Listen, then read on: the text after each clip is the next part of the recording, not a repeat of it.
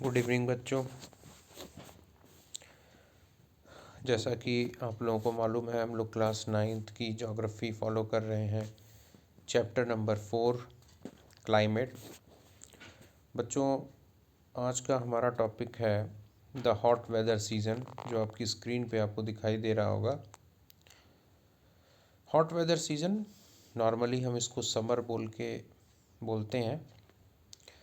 ग्रीष्म ऋतु, गर्मी का मौसम। चलो बच्चों, एनसीईआरटी की इस बुक में क्या लिखा हुआ है इसको हम लोग पढ़ते हैं। नॉर्मली तो हम लोग समर सीज़न को बहुत अच्छी तरह से समझते हैं। Due to the apparent northward movement of the sun, the global heat belt shifts northwards। बच्चों, इसका मतलब क्या है? Due to the apparent northward movement of the sun। बच्चों, northward movement of the sun लिखा हुआ है यहाँ पे। इसको आपको समझना है। इसको समझना ये है कि due to the movement of the earth, number 1, and due to the inclination of the earth. Inclination of the earth बच्चों, अर्थ जो है वो इंक्लाइन है, टिल्टेड है। इस समय क्या होता है कि जो नॉर्दर्न हेमिस्फेयर होता है, अर्थ का नॉर्दर्न हेमिस्फेयर, वो सन की तरफ टिल्टेड रहता है, सूरज की तरफ झुक जाता है। नॉर्दर्न हेमिस्फेयर झुका हुआ रहता है इस स्थिति में। इसी को हम लोग बोल रहे हैं कि apparent movement of the sun, apparent northward movement of the sun, है ना। अब क्या होता है, चूँकि सूरज की जो किरणें हैं वो सीधी पड़ती हैं नॉर्दर्न हेमिस्फेयर में, और ख़ास तौर से 23.5 डिग्री नॉर्थ लैटिट्यूड, जिसको ट्रॉपिक ऑफ कैंसर बोलते हैं, उसके आसपास। और आप सभी को मालूम है बच्चों कि वो ऑलमोस्ट इंडिया के मिड से पास होती है। इसके कारण बहुत ज़्यादा गर्मी बढ़ जाती है। Such from March to May it is hot weather season. मार्च से मई जो कि गर्मी का मौसम होता है बच्चों in India, the influence of the shifting of the heat belt can be seen clearly from temperature recordings taken during the March to May at different latitudes in, है ना। और किस तरह से ये जो हीट बेल्ट है ये शिफ्ट हो रही है, सूरज की किरणें धीरे धीरे 23.5 डिग्री नॉर्थ पर लैटिट्यूड पर सीधी पड़ रही हैं। ये अब मार्च के बाद, सर्दियां ख़त्म होती है फरवरी के बाद मार्च आता है, और मार्च के बाद आप ये सीधे सीधे महसूस कर सकते हैं कि किस तरह से दिन प्रतिदिन तापमान जो है बढ़ता जाता है। और मार्च से मई के तक अगर आप टेम्परेचर को नोट करें तो आपको ये सीधा एहसास हो जाएगा कि टेम्परेचर बहुत तेज़ी से राइज़ करता है। In March the highest temperature is about 38 degree Celsius recorded on the Deccan plateau. मार्च के महीने में जो सबसे ज़्यादा तापमान रिकॉर्ड किया है वो डेक्कन प्लेटू, डेक्कन के पठारी इलाकों में किया गया। In April temperatures in Gujarat and Madhya Pradesh are around 42 degree Celsius. In May, temperature of 45 degree Celsius is common in the northwestern parts of the country. अप्रैल में मध्य प्रदेश के आसपास 42 डिग्री सेल्सियस टेम्परेचर गुजरात और मध्य प्रदेश में, और मई के महीने में भारत का जो उत्तर पश्चिमी इलाका है वहाँ नॉर्मली 45 डिग्री टेम्परेचर तो आपको मिल ही जाएगा। इन पेनिनसुलर इंडिया, प्रायद्वीपीय भारत में, temperature remains lower due to the moderating influence of the oceans. फिर बच्चों वही जो हमने विंटर सीजन में पढ़ा था, जो पेनिनसुलर इंडिया है, प्रायद्वीपीय भारत है, यानी 3 तरफ से जो समुद्र से घिरा भारत का वो हिस्सा है,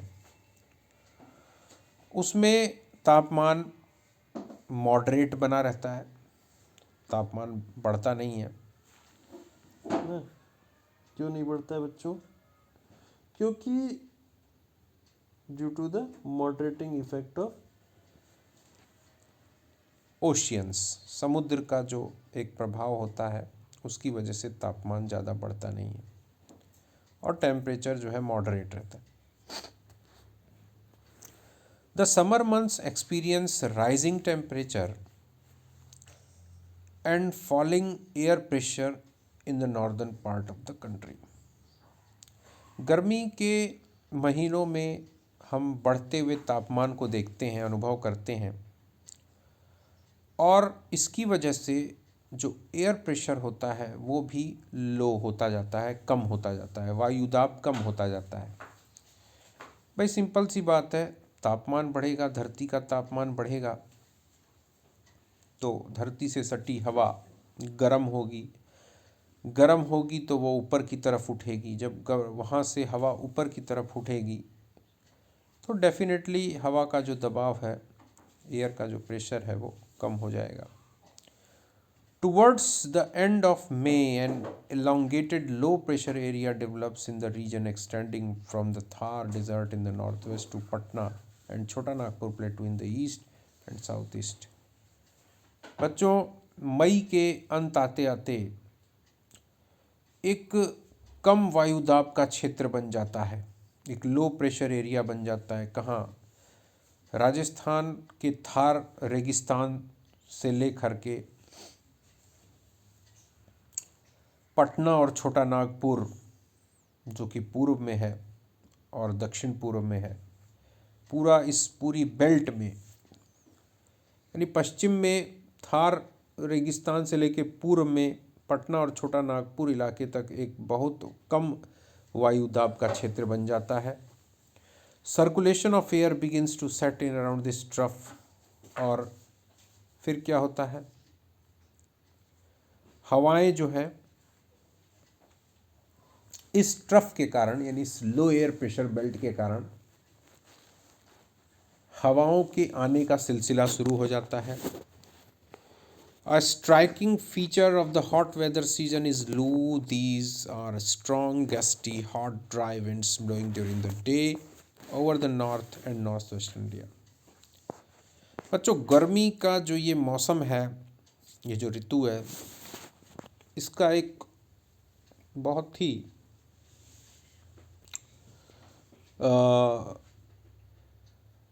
तकलीफ देने वाला एक अनुभव है जिसको बोलते हैं लू। लू एक तेज, गर्म, धूल भरी, सूखी हवा होती है जो कि दिन के समय चलती है, खास तौर से उत्तर और उत्तर पश्चिमी भारत में। ये बहुत ज़्यादा गर्म हवाएं होती हैं बच्चों, और ये गर्म हवाएं कहने को तो कहा जाता है, हम लोग कहते हैं कि दिन के समय चलती हैं गर्मियों में, लेकिन कभी कभी सूरज डूबने के बाद शाम हो जाने पर भी ये गर्म हवाएं चलती रहती हैं। Direct exposure to these winds में even prove to be fatal, और यदि कोई व्यक्ति इस लू वाली ये जो गर्म हवा के चपेटे में आ जाता है तो उसको शारीरिक क्षति पहुंच सकती है, यहाँ तक कि उसकी मृत्यु भी हो सकती है, क्योंकि ये हवाएं बहुत हानिकारक होती हैं। Dust storms are very common during the month of May in northern India. उत्तरी भारत में मई के महीने में अक्सर धूल भरी आंधी चलती है। ऐसा बच्चों लो एयर प्रेशर के कारण होता है। These storms bring temporary relief as they lower the temperature and may bring light rain and cool breeze। ये जो धूल भरी आंधियाँ होती हैं बच्चों, कभी कभी ये कुछ समय के लिए बड़ी राहतमंद होती हैं ये आंधियाँ, क्योंकि जब मई के महीने में अक्सर बहुत ज़्यादा तापमान हो जाता है, बहुत ज़्यादा गर्मी बढ़ जाती है और लोकल लेवल पे लो एयर प्रेशर बेल्ट बन जाता है। इसके कारण ठंडी हवाएं हाई एयर प्रेशर बेल्ट से आनी शुरू हो जाती हैं, बहुत तेज़ी से आनी शुरू हो जाती हैं, इसलिए धूल भरी आंधी चलती है और उसके तुरंत बाद हल्की सी बारिश और ठंडी हवा बहती है तो थोड़ी राहत मिल जाती है। This is also the season for localised thunderstorms associated with violent winds, torrential downpours often accompanied by hail. और कभी कभी क्या होता है बच्चों, स्थानीय स्तर पर बहुत तेज़ तूफान आ जाते हैं, बहुत तेज़ हवा, जिनको कि हम तूफ़ान जैसी हवा, धूल भरी आंधी, तेज़ तूफ़ान जैसा, और बहुत तेज़ बारिश, कभी कभी तो छोटे छोटे ओले भी पड़ते हैं, है ना। ये जो लोकल लेवल पर जो एयर प्रेशर में जो डिफरेंस आता है उसकी वजह से हो जाता है। इन वेस्ट बंगाल में these storms are known as the Kal Baisakhi. और जो इस तरह के जो ये तूफ़ान आते हैं बच्चों इस मई के महीने में, वेस्ट बंगाल में, पश्चिम बंगाल में, इन तूफ़ानों को काल बैसाखी के नाम से कहा जाता है। Towards the close of the summer season, pre monsoon showers are common especially in Kerala and Karnataka. They help in the early ripening of mangoes and are often referred to as mango showers. और जब गर्मियों का मौसम समाप्त होने वाला होता है बच्चों, मई का महीना में, तो मॉनसून पूर्व की बारिश यानी मॉनसून आने से पहले हल्की बारिश होती है बच्चों केरला और कर्नाटका में। इसकी वजह से वहाँ आम की फसल पकने लगती है, इसलिए वहाँ पे इसको मैंगो शावर्स भी कहा जाता है, यानी आम को पकाने वाली बारिश।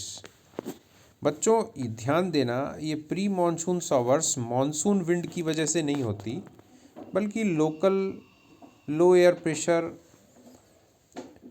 और जो लोकल सिम्टम्स हैं, temperature variation, air pressure variation और ह्यूमिडिटी के कारण होता है। इनको प्री मानसून शॉवर्स बोलते हैं, ठीक है, ये याद रखना बच्चों आप। तो बच्चों आज का वीडियो यहीं तक। आज हमने समर सीज़न के बारे में, हॉट वेदर सीज़न के बारे में पढ़ा। कल हम लोग advancing monsoon the rainy season के बारे में पढ़ेंगे बच्चों। तब तक के लिए गुड नाइट।